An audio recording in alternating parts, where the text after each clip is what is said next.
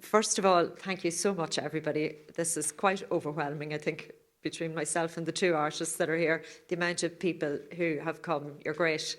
Come out on a Sunday to view a little bit of art, or what else would you be doing? So this project really is part of a bigger project, if you like, called The Shifting Tides. And I met Susie actually through the Heritage Trust the night of the AGM, 2 AGMs ago. Seamus Murphy, our chair, he said to me, "Do you know that woman over there?" And I said, "No." And he said, "Well, you need to meet her." So off Seamus, in his usual fashion, brought me over and introduced me to Susie, and we got chatting. And I think we had a Zoom after that. And we thought maybe we could do something together under the Shifting Tides umbrella.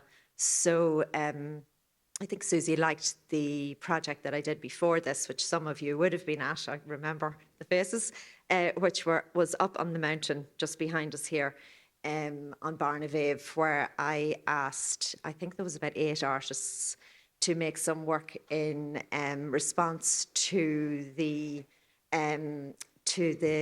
deserted village that is up there. And that was an outdoor exhibition, and we were praying it didn't rain, and it didn't. We had a lovely day. And today we could have been outside as well, but myself and the 3 artists that are involved in the project this time around, we did a little bit of a recce here in Carlingford a few months ago, and we walked into this space and we just thought this is perfect, because the project is really about the loch, and about, it has turned out to be in relation to restoring native oysters, the possibility of restoring native oysters back into the loch. So it's beautiful to have this panoramic view and this fabulous glass construction on this wonderful old Victorian building. I was just saying to Jerry McAlinden, who's part of the board of the Heritage Trust, I think he's nipped out because he's got a busy week this week, that we need to use this space more often. It's a wonderful space for art, for visual art in particular. So anyway, get to the project. The project I proposed to Susie was that I would again invite a number of artists to participate and to make work in response to a particular theme or subject. The one thing I asked Susie for was would she introduce me to somebody from a science background that would have something in relation to the loch, and that's where Heidi, who is hiding in the corner here, came in. Susie introduced me to Heidi, who is a PhD student from Queen's, and Heidi is researching seagrass habitats and their impact on the overall ecosystem around our waterways and our lochs.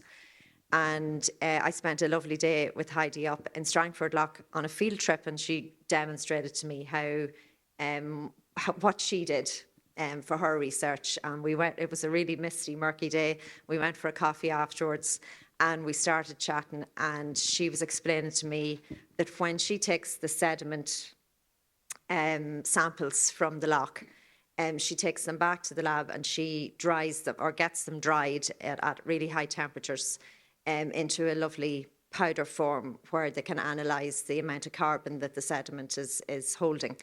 And it just struck me, that powder form, and how she was able to read the history of the Strangford Loch in that case. And I thought it was so similar to how you actually make paint from earth pigments.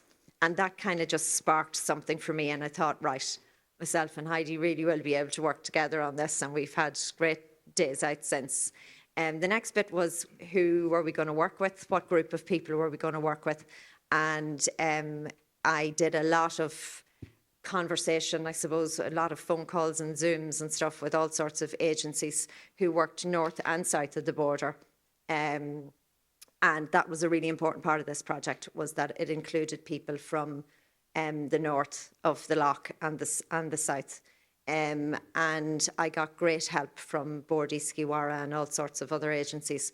And they put me in touch with some of the oyster people, as it turned out. So unfortunately, Cian Lutzweiser, those of you from Carlingford will know Cian well.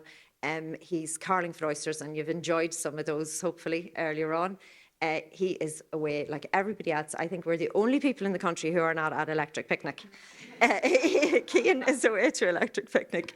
And then we also worked with two other groups from the other side of the loch, Stephen O'Hare and John Doran, who are also oyster producers. And then the next bit was to get the artists involved. So the work that you're seeing here today is from Helen Murray. Helen is a will I say an old friend, Helen, at this stage. And she's done these beautiful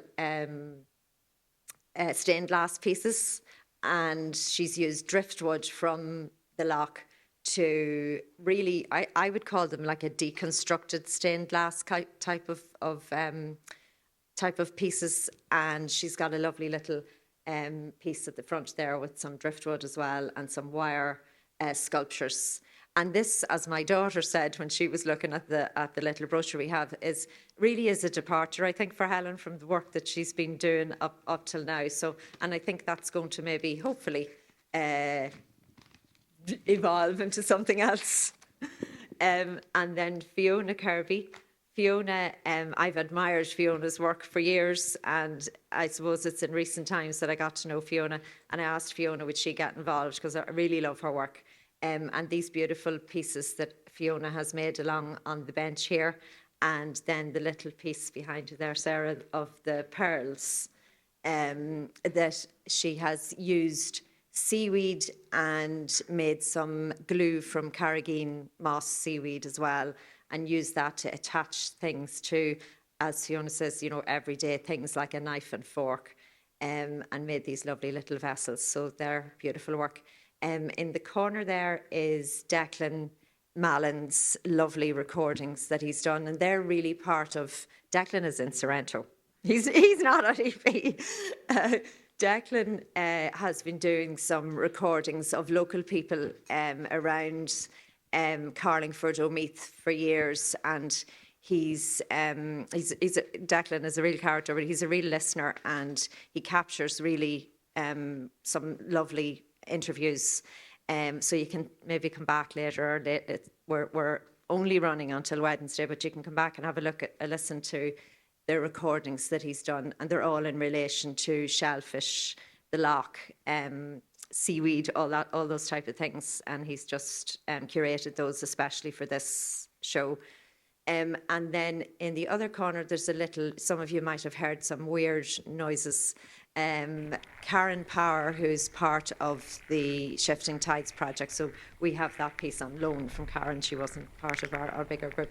And she did some amazing recordings of, as the tide goes out, she recorded the oysters in the oyster beds and the amazing noises that they make. It's incredible. So it might be a bit hard to hear it with the crowd here, but it's well worth a listen. It's amazing. And then we also had some lovely work that you just see on the way in, which was the way that we recorded the meetings. So we held meetings every few months to share the knowledge, share the knowledge from the scientists, and share the knowledge from the oyster people. And I think that was really incredible, the way that they both were so wanted to speak to each other and learn from each other. And then so what's come out of that now, this is kind of just the beginnings, I think, of that conversation, because the oyster guys are really interested in starting some sort of a restoration project with program with native oysters. And Heidi and her colleagues from Queen's are really, and along with Sarah McLean as well from the Lochs Agency, are really excited to try and be involved in that, to do some fundraising or some funding applications for grants to actually get a PhD student to do some work on the native restoration in the loch.